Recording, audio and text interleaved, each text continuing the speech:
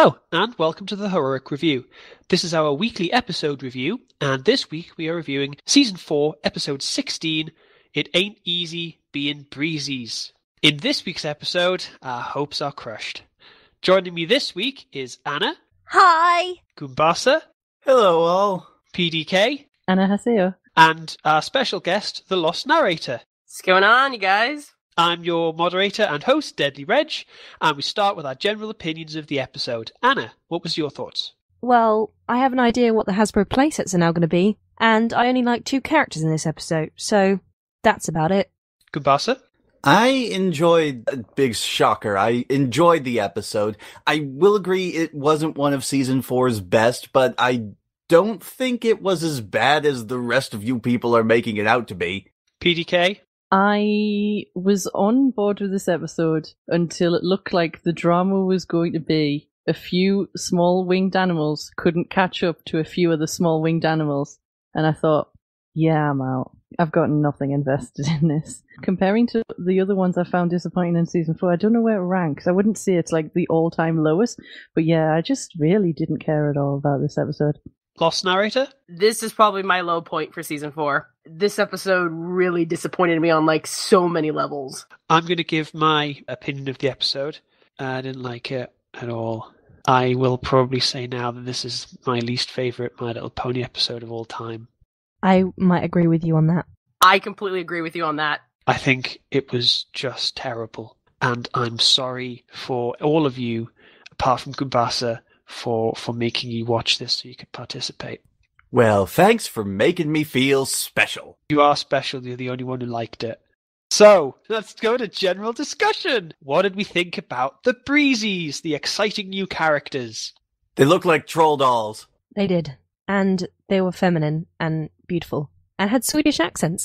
Well, that accent was a little Swedish, but I don't think it stayed Swedish throughout the episode. It was a bit like Tabitha St. Germain's country accent. Weren't we all arguing, near the beginning of the episode, whether it was Swedish, Scottish, or Irish? Yeah. Yeah, we were. It started off Scottish. The accent was, all over the place. It was almost like as if they couldn't make up their mind where they wanted it to be. Yeah, they started off Scottish, Irish, it wandered to sort of Swedish, South African. The general Breezy sounded a bit like Sims from the Sims games. They did. Yes, they did. They totally did. Charming, sort of almost like talking, but not. And then we had lovely Sea Breeze, who sounded like a lot of accents mashed together badly. I don't think we actually know who played Sea Breeze, and that annoys me. All we know is that he had Mrs. Cake's hairstyle. I can understand the trying to make the Breezy sort of obviously fairy-like, so this sort of almost Gaelic accent, but the way they made it wander, either they were trying to say, we're not going to pin it down, they have an otherworldly accent, but it kind of just fell so flat that it just, oh no. I think it offended about 5 nationalities, yeah. It wasn't even their accents that really bothered me. I was more bothered by their designs. The fact that they look so incredibly thin in terms of their body, which I guess is fitting because, again, they're supposed to look fairy-like or in some cases, I guess, more insect-like. But the oversized antennae and the oversized manes and tails, it just looked a little off-putting to me. And the only real distinct thing about any of the Breezies was Sea Breeze's, I guess it was a pilot jacket. Yeah, it was like a bomber jacket. I feel like this episode is probably the most racially charged episode, considering there were mariachi players at the beginning and then the accent. It was just this episode. Oh my god. The Breezy's general talk was good. It was better than having them talk. Compared to the design of the Generation 3 Breezies, it was interesting. Generation 3 Breezies were ponies, but smaller, and they had wings. And one was played by Andrea Libman, link there. But they sort of looked like fairies a bit, and they carried pollen to their magical world. I didn't like them. I thought they were a bit rubbish. It did seem like, well, again, I started the episode going, hang on, what's the storyline? Why are they here? And it wasn't made clear, apart from eventually I got the fact that they were passing through, but why Like, have they been just traveling the entire of Equestria for Fluttershy to go visit them before? I think that the idea that they were trying to get across was the Breezies once every year, or however often they do it. Again, I'm not sure if a time frame was actually mentioned, but what I gathered was they leave their home, which they can only leave for a certain amount of time because apparently the portal opens for a certain amount of time and then it closes and they can't get back home for however long the portal stays closed. And during that time, a bunch of the Breezies go out, they gather as much pollen as they can, and they take it back to their home for one reason or another. Maybe pollination purposes, maybe for food, I don't know. But yeah, in terms of elements that were actually introduced a few episodes prior, you would think that we would be a bit more in the know about what was going on here. Fluttershy certainly was. She was sent to observe them by the Equestrian Society for the Preservation of Rare Creatures. That's the one. So she obviously knew what was going on, but she didn't bother really telling us or her friends, for that matter. Yeah, I think that was that was what I was trying to get at. There's so many episodes where I found myself not understanding the storyline from the get-go, having to piece it together myself, and then thinking, well, why couldn't you just make it a bit clearer? Is there a problem with letting the fans of the show understand a bit more about the world? Or is it all just, this hodgepodge, chuck a story on screen so we can sell more dolls? Is that the driving force now? Because it's starting to feel more like it. Do you know who I really like this episode? Pinkie Pie. Yay. Agreed. Oh, she was my saving grace for this episode. Thank you. She almost exploded. It was adorable. Well, while we're talking about other characters, too, I just want to mention that I did enjoy Spike having a bit of a bipolar breakdown for a second. But once again, it's another element where, in this season, Spike is made specifically for comic relief. He is a one-trick dragon. Every so often they pull him out to make him cry or look annoyed, and that's pretty much it. But like we said before, I think he works best when he is just on the fringes of the episode. True enough. Yes. Of course, that also means that he didn't get to be turned into a Breezy. Oh, let's not talk about that. More just racism. Yet. No, now fan art is being drawn of that. As soon as I mention it, you realize that. The whole thing about Spike, I literally, when I saw that, I was like, damn it, Spike, you're just the excuse for things happening now in this series. I actually do like Spike, but when he's written correctly and he's just become this, pitiful little thing that I'm just like, no, you're so much better than this. What is going on? Why are you doing this to Spike? We've made the point in the past that he's either written as the funny comic relief character who messes everything up, or he's the snarky fourth wall breaking commenter on events. And neither of those characters fit together very well, and he's only ever one of them at a time. I prefer the snarky one. Same here. That's the one I prefer. I prefer him snarky, fourth wall breaking. That's my favorite version of Spike. It's the other version that I'm just I'm ripping out hair just thinking, why are you doing this to him? Why are you degrading his character just for the purpose of pushing forward the plot line? See, this is why I'm actually looking forward to Equestria Girls 2, because if nothing else, Spike was written competently in the first movie, maybe he'll be written competently in the second one. That would be a nice thought. That would be a very nice thought if that actually happened. Is he in it? Of course he's going to be in it. I didn't see him in the trailer. And no, he wasn't in the trailer. That's a point. So we don't have it confirmed, but I'd be surprised. No, I haven't seen him in the trailers either. In fact, Vinyl Scratch had more time in the trailer than he did, but I'm hopeful. Don't take this away from me, damn it. Rainbow Dash's line was good as well at the end. The one she was like, hey, do you want to be a griffin or so? She was...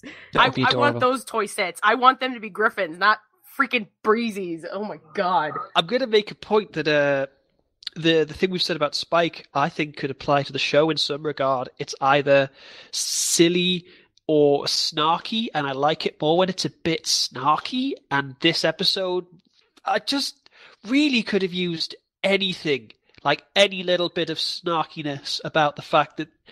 Let's skip to the ending, the Deus Ex Machina, where they use a spell to turn themselves into Breezies so they can go to the Breezies magical land. I just want to know where Twilight got that spell from. I mean, I know she's Alicorn Princess Supreme now, but... She got it from a book. Yeah, she got it from Princess Celestia's book, and then she learned it, and then she decided the best thing to do was to not tell her friends what was going to happen until it had happened. Yeah, friendship is magic. So they turn into Breezies, and that lets them do something. The reason that they turned into Breezies was because the group of Breezies that they had was too small, so they couldn't create a breeze that was light enough or strong enough, because if they made it too strong, it would blow them to bits. If it was too weak, then they wouldn't be able to use it to travel home. So they needed to create a bigger group of Breezies so that they would have, I guess, enough of a buffer that the breeze would not hurt them. But that's the thing. I mean, what did it add to this episode to have the main six turn into Breezies? Nothing. It sold toys. I know, that's the point. It's all it toys. achieved nothing. Like, the interesting thing about this world was always that the ponies are involved in it in a significant ways. Like, they have weather because they decide they have weather, and they grow food because they have magic and all that. And we have the Breezies, or they have to have perfect breezes to get around, and the ponies can make it, but it's never explained as to whether this is a common, like, task that they have to do in order to keep their world right, or whether Fluttershy just decided. And if she just decided they were going to do this to help them, then what did the Breezies do before Fluttershy decided she was going to help them? Thousands of Breezies have died over the last few years because no one was around to help them with their breezes. Well, considering that they're a rare species, I actually would believe that, Fee. Donate to the Breezy Trust now. Save thousands of Breezies. Huff into a jar, post it to them. The carcasses are lining the various parts of Equestria, just no one's bothered to look until this year. I love this headcanon. This is the only good thing that's come out of this episode. The idea that Equestria is founded on the broken bodies of 1 million Breezies. Fertilizer. Well, you saw they went back to their families and everybody was cuddling a kid. They have to breed like crazy because there's so few of them come back. Okay, let's move on to something a little less dark. Rarity had new clothes this episode, and as with previous episodes, we're going to discuss Rarity's fabulous clothes. What did we all think of her fabulous clothes? Dazzling. It was like staring into the Ark of the Covenant. She was double dazzling. It was breathtaking. To be fair, that was the one standout bit that made me laugh out loud, which was when she brought Twilight into it and said, well, Twilight didn't tell me that there was too much purple in this, and her facial expression was pretty awesome. It was that joke, and I also really liked the beginning bit before the gathering in town where Fluttershy is coaching her friends on how to do a quiet cheer. That was actually pretty funny too, I thought. It's a nice reversal of Sonic Rain Boom. Yeah, that was the only highlight for me. I was going to say, I didn't hate everything about this episode. I think that the beginning part, role reversal, was the only... I was like, oh, okay, this may start out well. And then it just slowly went down a hill. What if they died? Like, did they think about that? Yeah, we got one throwaway line of, ooh, that was a close one. It was like, literally, you could have been stuck in another universe, and then what would have happened to Ponyville and Equestria and everything? Or you could have, died because you journeyed for what seemed like miles and miles and miles. So, hey, good going there. Not coming up with any other, plausible way of getting them to the pole. It could have carried them there. I know! That was my point from the first 10 minutes of the episode. Just carry them and then just chuck them in. It's like, oh, the small winged creatures that couldn't be pushed like 5 seconds down the line to join up with their other group. No, you have to give them thimblefuls of grape juice for a few hours first. What? Flutterby. That's the only other thing about this episode that I was like, oh, it's another thing for Fluttershy. Fluttershy just connects with nature in so many ways, Flutter tree, flutter bat. Must resist Nicolas Cage Don't joke. do it. Please resist the Nicolas Cage joke. I will say the other thing that we had was Dr. Hooves with 3D glasses on. I completely missed that. Let's just gloss over that. I just thought I'd bring it up. So we have 2 images, 2 jokes, and a wandering accent that could, in the wrong light, be considered slightly racist. And not forgetting the obvious rehash of the Fluttershy Assertive episode with Yes. Iron Will. The only thing left to talk about is the Rainbow Shimmer. Oh god, the Rainbow Shimmer. I was can't believe it terrified happened in that this they were going to episode. use Sea Breeze as the key. I didn't...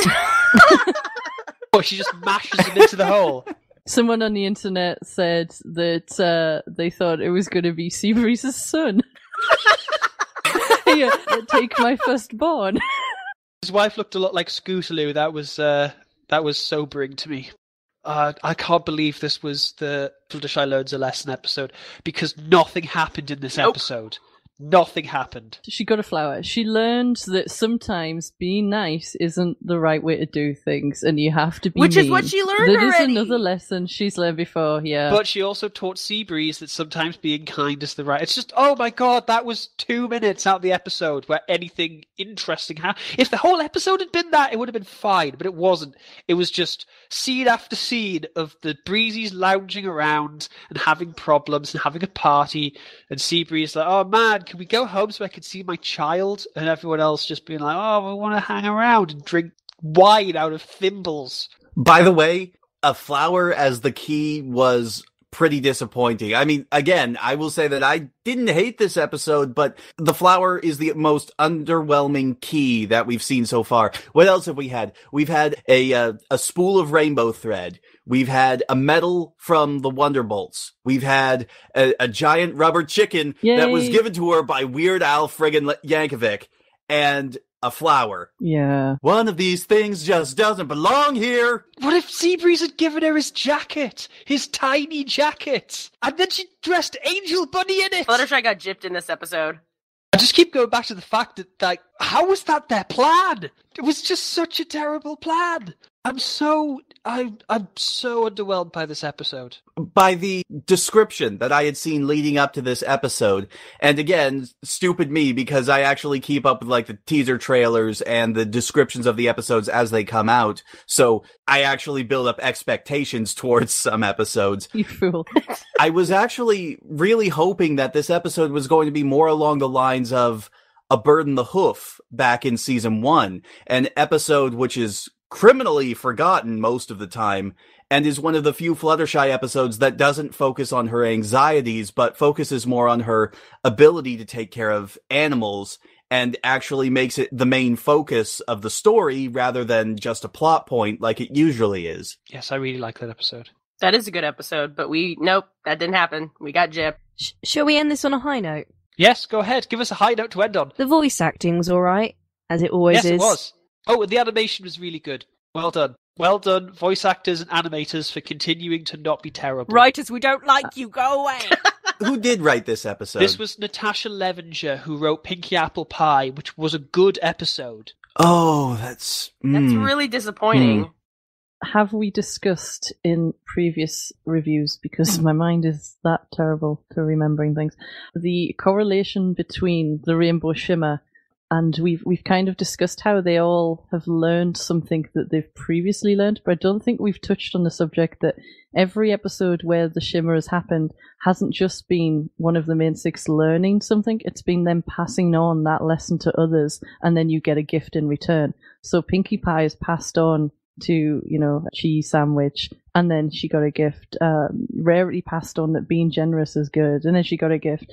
Rainbow Dash passed on again to the Wonderbolt the fact that, you've got to be a bit of a team player and not be a cow.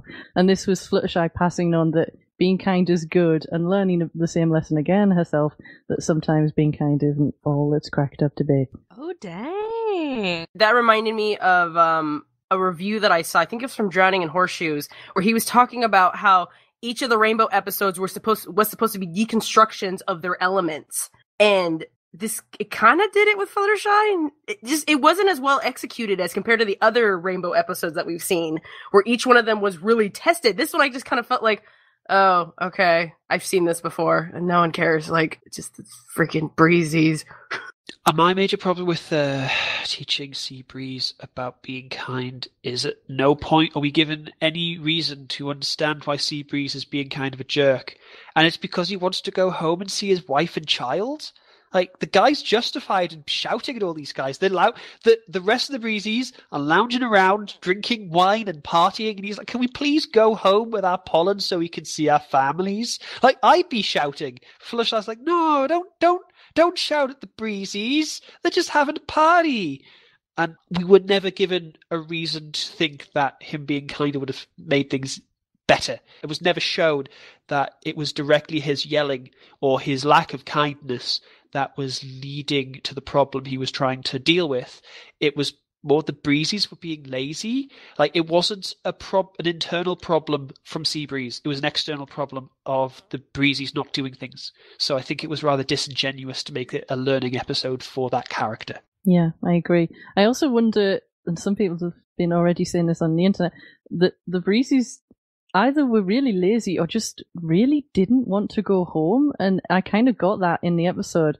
I thought, is there going to be some twist where their home isn't a paradise and it's like a dictatorship where they're all being forced to go out into this harsh world to collect pollen on pain of death? Because they really didn't want to go home. That's the sense I got. So when they go home and it is paradise and everyone's hugging their family, I'm like, why the hell wouldn't you get off your ass and go then? Yeah, I thought we would see buildings made out of dead Breezies or something.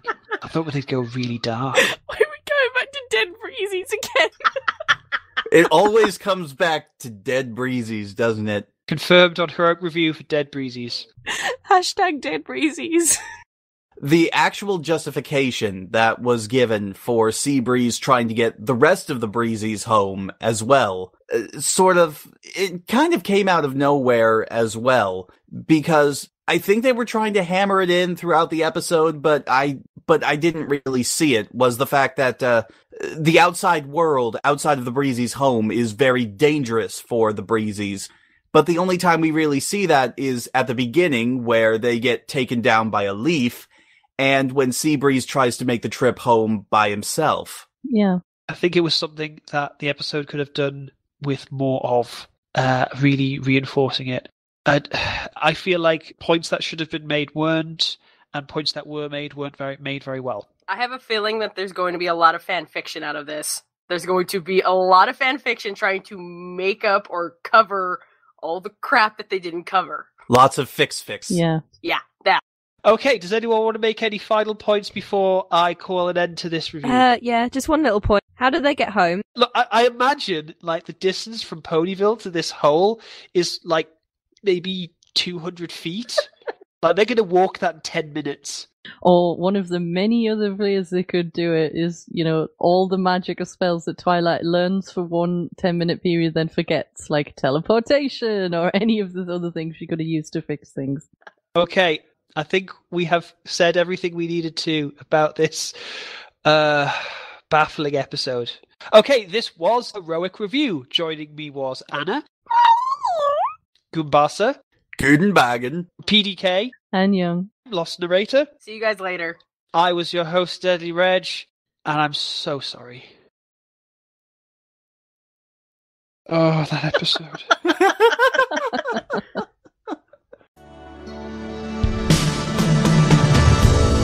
Might have appeared to go